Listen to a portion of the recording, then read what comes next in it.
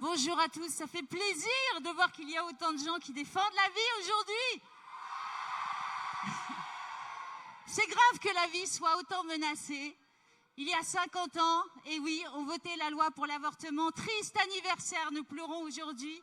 Il y a 50 ans, 343 salopes, comme elles se sont fait appeler, demandaient le droit d'avorter en toute légitimité. Il y a 50 ans, une loi fut votée pour légitimer ce qui était encore considéré, à juste titre, comme un crime. 50 ans plus tard, nous déplorons la mort de plus de 11 millions de victimes innocentes, plus que la Shoah ou les victimes de l'esclavage. 50 ans plus tard, il est temps de noter que cette loi est un échec. Ce qui devait n'être autorisé que pour les cas de détresse extrême est devenu banalité. Certains même croient qu'avorter, c'est un moyen de contraception. Et au-delà des victimes innocentes, il y a aussi des mères innocentes. Et j'en fais partie. J'ai avorté il y a 30 ans parce que mon copain disait qu'on était trop jeune, qu'on n'avait pas d'argent. Et c'était la facilité. Donc j'y suis allée.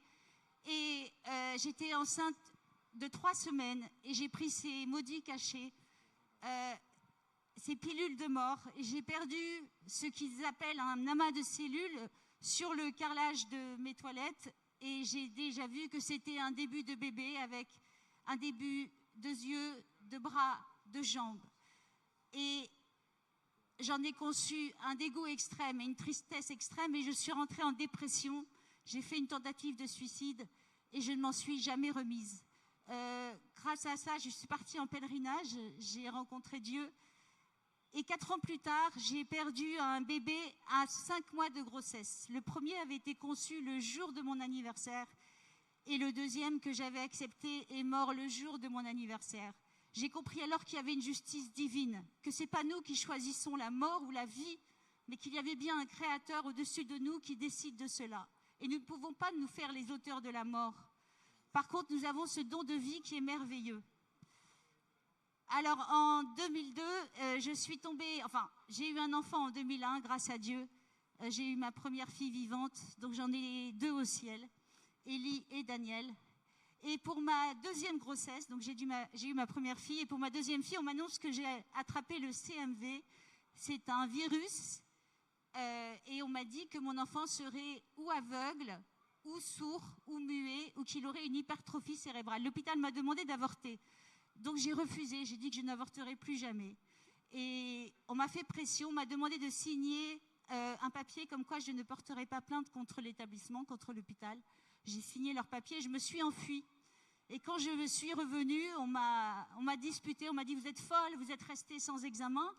Et j'ai dit « mais mon bébé bouge, tout va bien, je grossis ». Et on a fait des tests à l'accouchement et mon bébé est né normal. Donc le gynécologue m'a dit « merci de vous être entêté, grâce à vous, on sait que le CMV n'est pas une fatalité ». Je lui ai dit « combien de bébés avez-vous envoyés à la poubelle ?» Et il m'a dit « beaucoup ». J'ai alors réalisé qu'on avorte beaucoup quand on a peur, parce que les hôpitaux veulent se protéger. Et c'est un drame, parce que beaucoup d'enfants qui auraient pu naître normaux, eh bien, sont envoyés à la poubelle. Et nous ne pouvons pas accepter cela. Aujourd'hui, j'ai accouché aussi d'une 3e fille et là aussi j'ai eu les pressions du papa qui ne voulait pas que je le garde et qui me menaçait. Et j'ai quand même décidé de le garder. Et le message que j'ai eu, c'est « choisis la vie et la vie t'aidera ».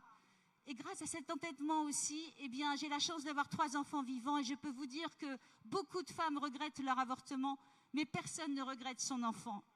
Aujourd'hui, j'aimerais qu'on crée une terre nouvelle, qu'après ces 50 ans qui sont en échec, on ose dire oui à la vie. Alors peut-être il faudra changer nos rapports hommes-femmes, qu'on cherche plus son propre plaisir, mais qu'on réinvente cette société et qu'on apprenne à dire oui quand la vie se présente. Femmes, je vous demande de vous lever aujourd'hui, au bout de 50 ans, pour dire stop à cette barbarie qu'on nous a imposée. Il est temps de dire oui à la vie. Nos ventres ne sont pas des tombeaux, nos ventres ne sont pas des laboratoires. Nous sommes des femmes. Et la plus belle chose que les femmes puissent donner et porter, c'est la vie. Donc aujourd'hui, je vous encourage à aller dans ce sens-là, à dire non à l'avortement.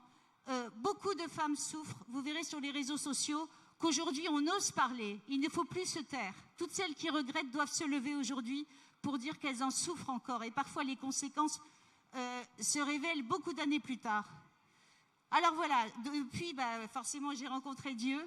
Et je prie pour mon enfant au ciel et pour toutes ces victimes innocentes. J'espère qu'on leur rendra un hommage, puisque ce sont des frères, des sœurs, des cousins, des cousines, des enfants, des petits-enfants qu'on a perdus autour de nous. Et ils nous manquent, parce que c'était certainement des personnes importantes.